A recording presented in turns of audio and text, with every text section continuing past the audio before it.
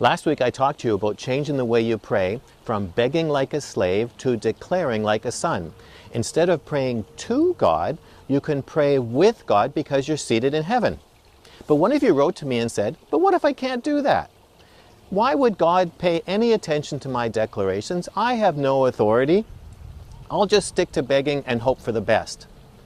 Well, it's impossible to pray like a son if you feel like a slave. And unfortunately, a very high percentage of Christians still see themselves as slaves. So how did all this happen?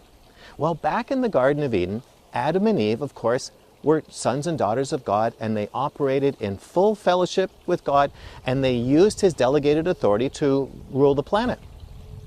But Adam sinned, and in so doing, he forfeited his relationship with God, he became separated from God, and he lost his authority. And since that time, we have all been born separated from God on the outside of his family. And then we're born into imperfect homes and raised by imperfect people.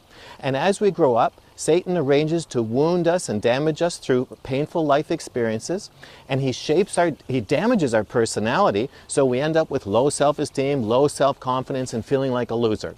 So then, this all goes into our emotional baggage. So in this baggage, we feel separated from God and a loser. So then we become a Christian. God welcomes us into his family. He gives us a robe of righteousness, and we're seated with him in heaven. But our baggage comes with us.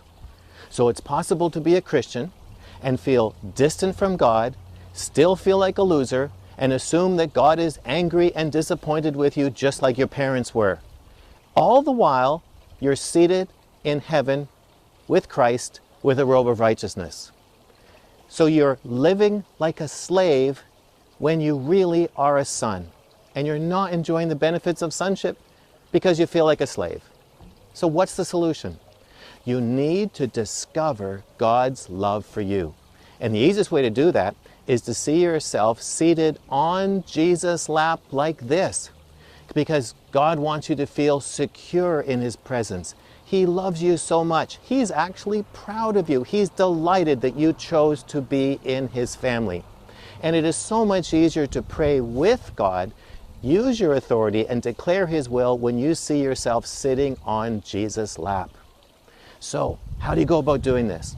Well, you have to get rid of your baggage, and it means you have to do something. You have to choose to get rid of your baggage. Choose to get rid of all the lies that you've accumulated and receive God's love and his truth. But it's hard to do that by yourself. So you probably need to go and talk to someone about it. Talk to your pastor. Talk to a Christian counselor. You can talk to me about it, and we'd be happy to walk you through to freedom so you can take your place seated in heaven, wrapped in robes of righteousness, praying with God and declaring his will into your situation. That's God's plan for you and his destiny for your life. So to live a transformed life, you need to get rid of your emotional baggage so you can take your rightful seat in heaven and pray with God. Now I want to hear from you. How has God got rid of your baggage so you've learned to pray along with him? Just leave your comments in the box below. And if this is your first visit here, you need to get my free self-assessment guide. And to do that, just subscribe to my weekly email newsletter, and you know where the form is. It's always right there. And I'll talk to you again next week, but this week, take your place on Jesus' lap.